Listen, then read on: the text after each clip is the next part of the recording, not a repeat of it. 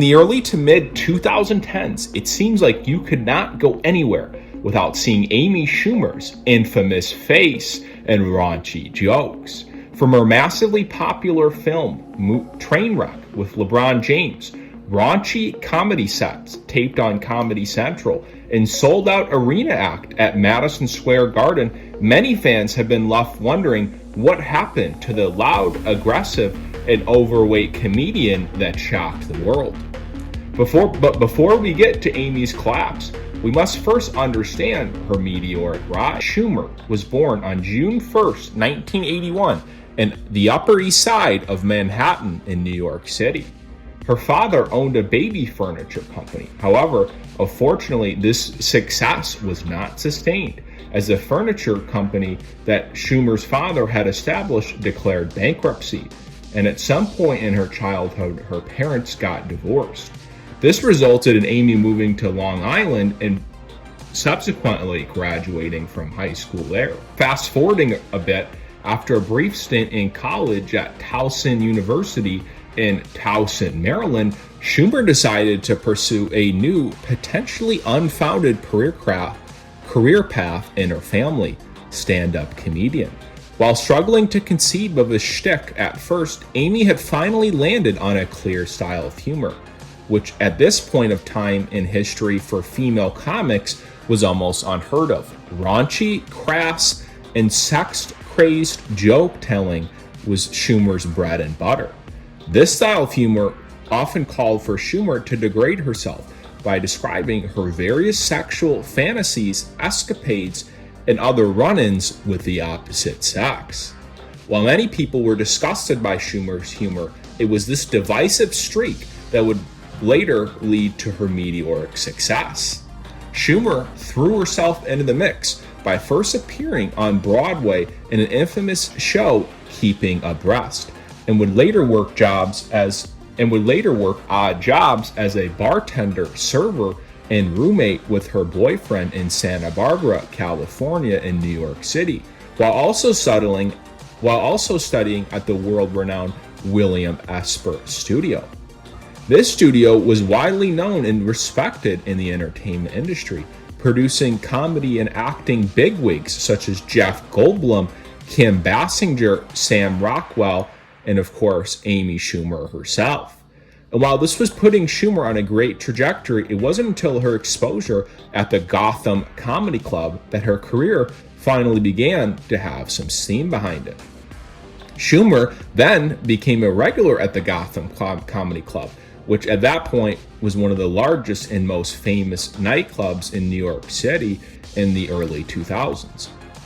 She started grinding the club and the New York City open mic circuit as a whole hard during this time, despite her initial success on Broadway.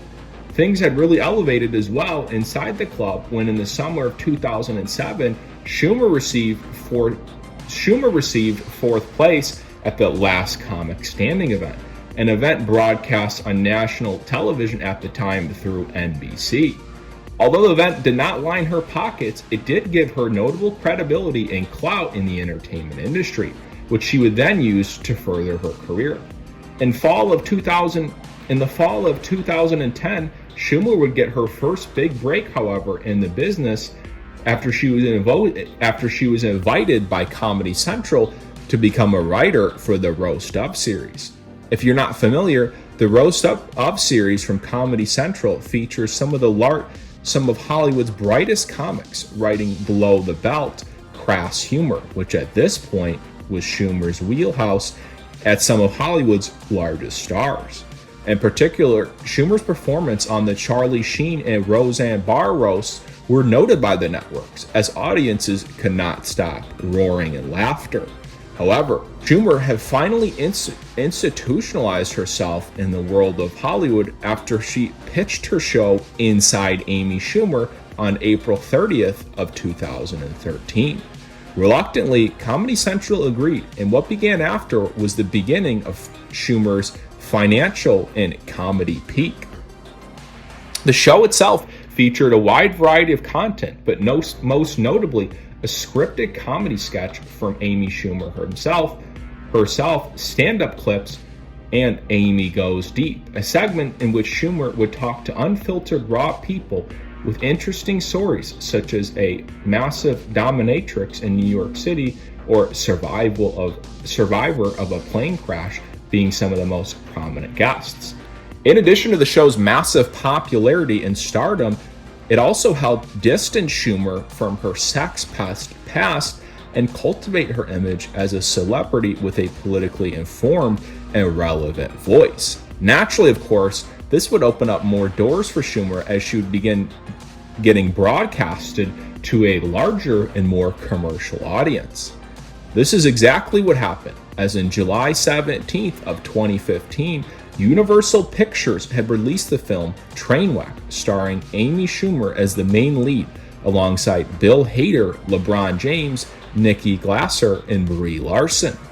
While the film was largely panned for being overly raunchy and controversial, typical of Schumer's style at this point, it was the first time in her career where Schumer was officially established as a female box office draw.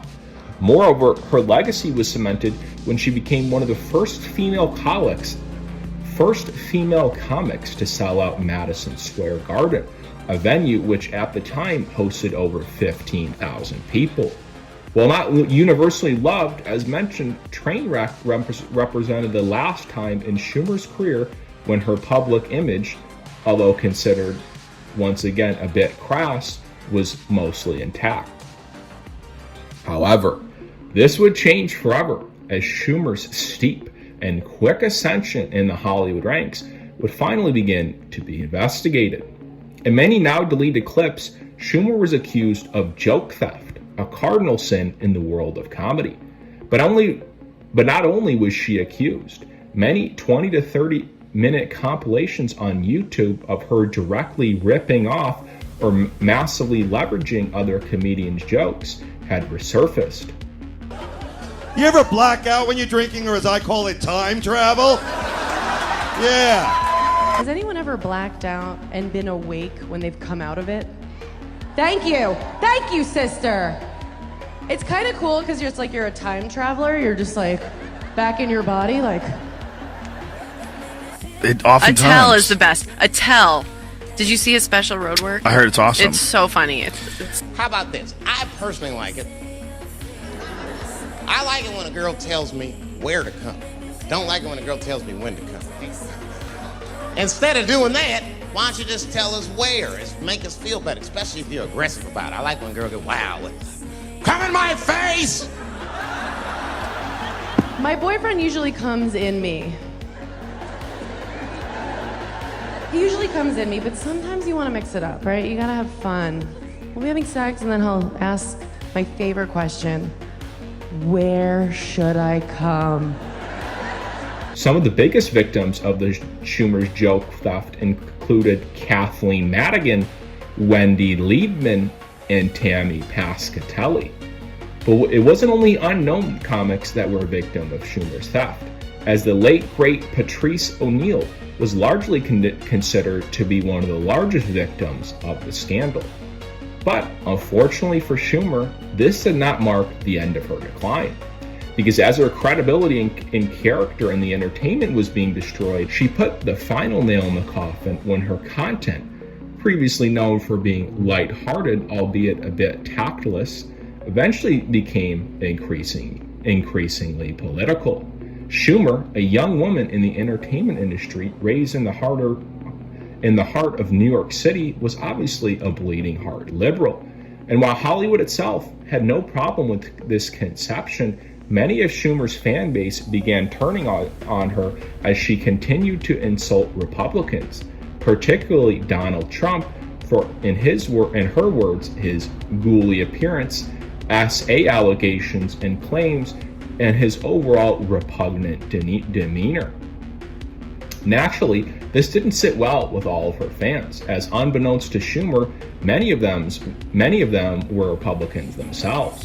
The situation eventually reached a boiling point after a routine comedy sketch in 2016 filmed in Tampa Bay, Florida, resulted in over 100 members of the audience walking out as Schumer continued to verbally assault Republicans and Donald Trump, with one instance being so bad a Trump fan was brought to the stage only to be verbally attacked and create more chaos. In a time where Schumer was in need of a desperate hit in box office success, she looked towards her upcoming special, The Leather Special. The Leather Special is just that, a ticket back to stardom and fortune.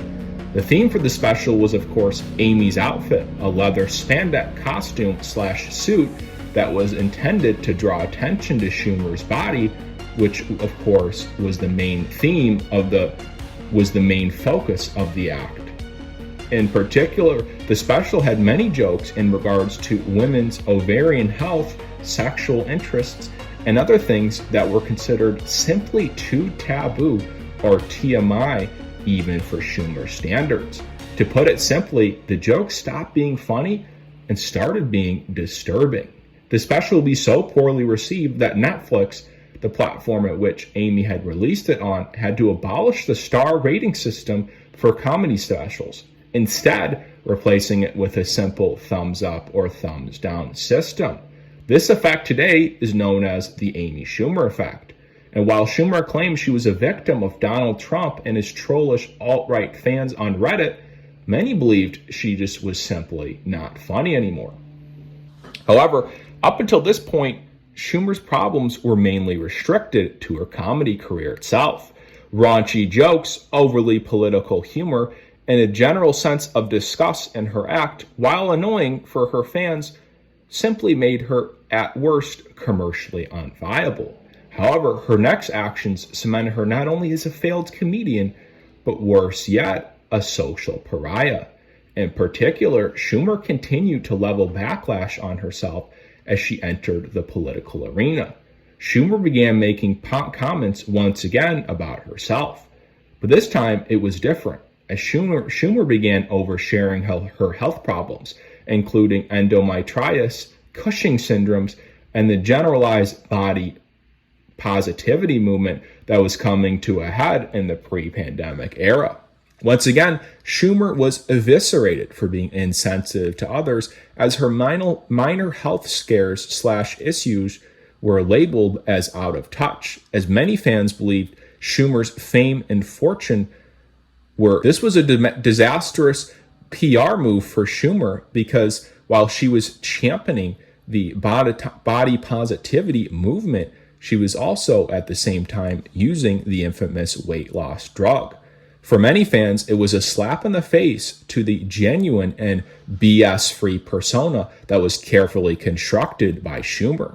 For years, Schumer's stick of being the overweight, promiscuous, but ultimately self-confident and self-loving comedian was destroyed, as the use of Ozempic meant that this lie could simply not be maintained any longer.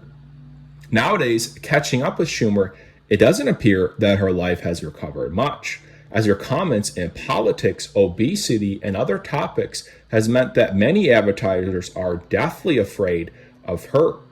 As her actions continue to haunt her, Schumer, most recently in 2026, finally turned the page and decided to distance herself from her raunchy past.